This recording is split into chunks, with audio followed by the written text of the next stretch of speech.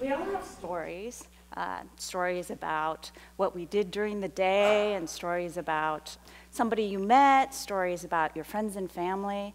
But when you think about it, we usually tell our stories in retrospect.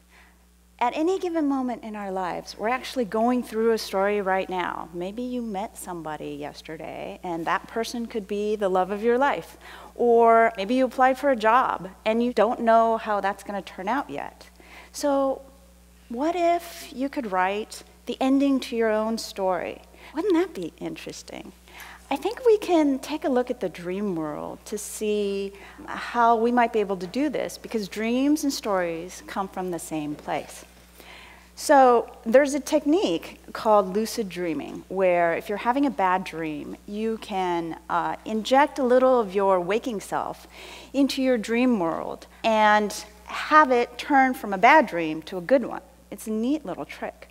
So for example, if you're having a nightmare about being chased by a monster through underground tunnels, well, if you begin lucid dreaming, then you can get yourself to see a door on the side of the tunnel. You run through that door, up the stairs, and now you're in the sunshine where the monster can't reach you. Or if the monster does reach you, then you can tame it, and pretty soon you're riding a dragon through your hometown. It's pretty cool, right? I think that we could take some of those techniques, and if we flip it into our real life and think about what happens if you can take your dream self, a little of your dream self, and inject it into your real world, what would happen? Can we use that to help us shape and redirect a story that's currently happening in our lives? That story about that person you met, or that job that you applied for yesterday. Wouldn't that be fun? You know, at worst, it's a fun creative exercise. At best, it might actually show you a path to a happy ending, a path out of perhaps a difficult situation that you're in. I'm a writer, and I take dreams very seriously, dreams and daydreams very seriously, because that's what I do. And as a writer, I receive a lot of emails and notes, and most of them are just fantastic, and some of them are rather heartbreaking. Now, these notes go something like this. I am a 16-year-old, and my mother passed away, and ever since then, I've felt lonely and isolated all the time. Or I am a 40-year-old with 3 children going through a difficult divorce.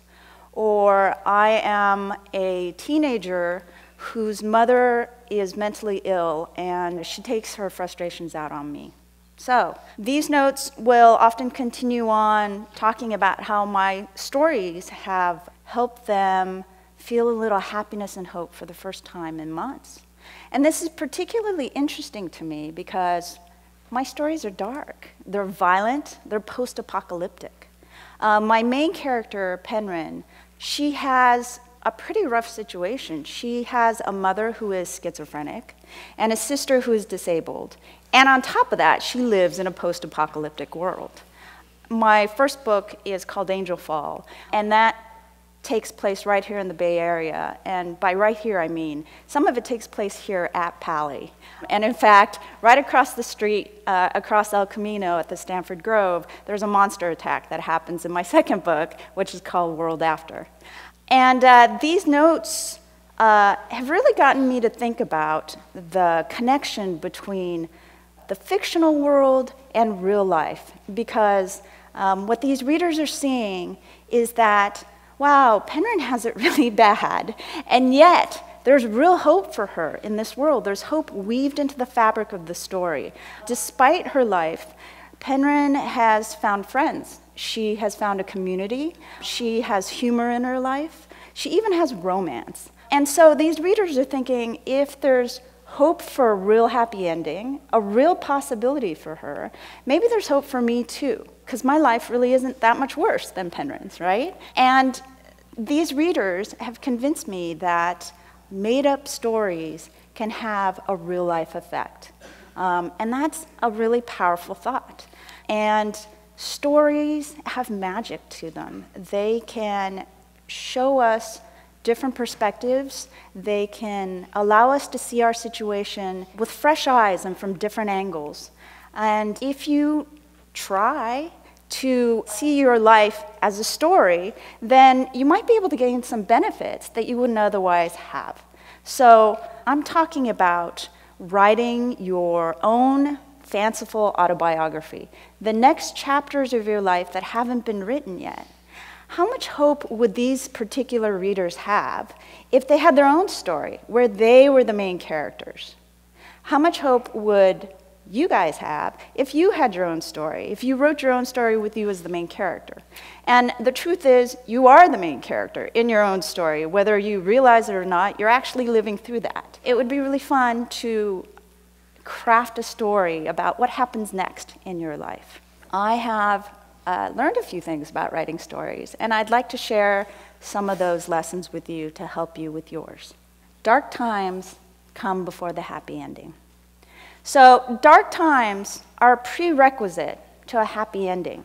If you're going through a difficult time in your life right now, it's important to remember that this is your shot at a happy ending. This is your chance. Dark times can be as dark as life can dish out, and we all know that can be pretty grim.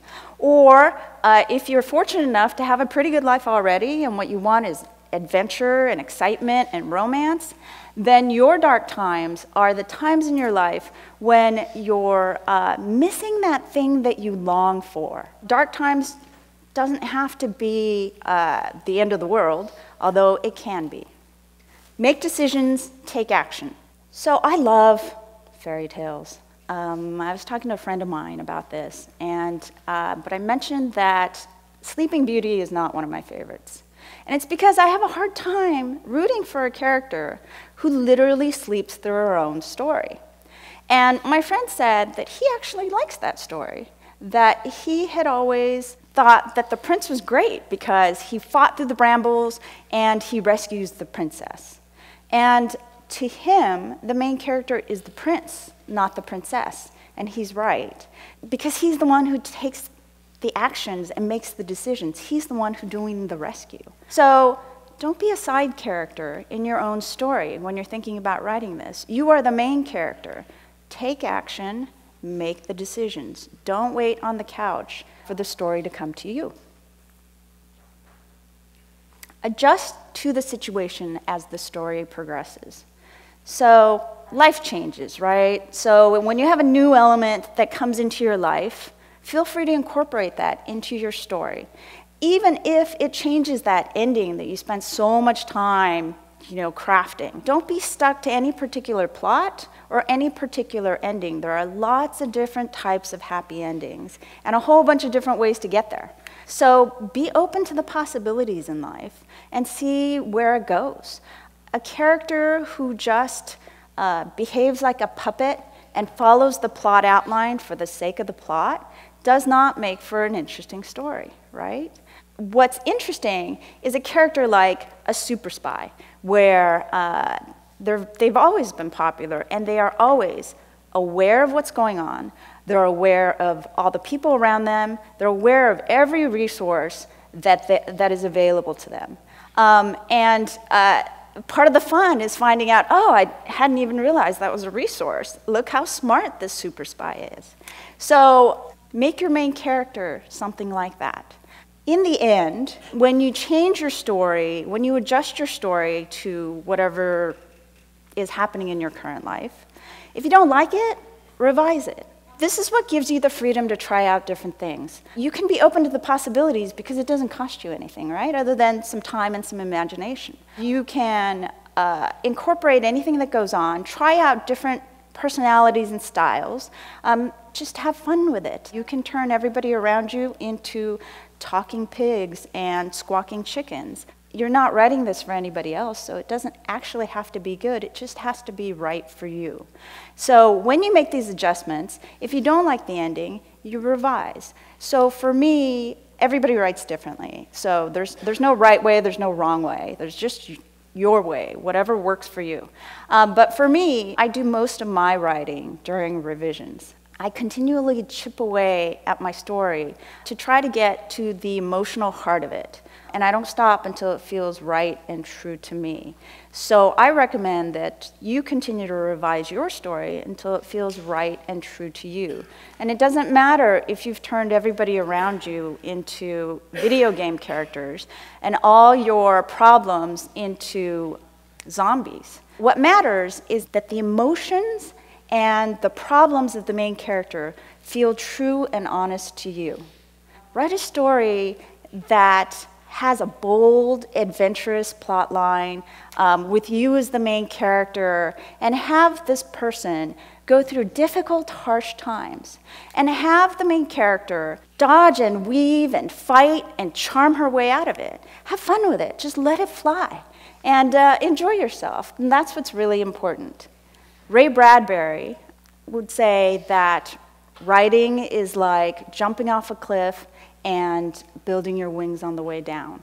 And life can feel like that sometimes too. And we can mesh the two and influence the future of your own happily ever after. Thank you.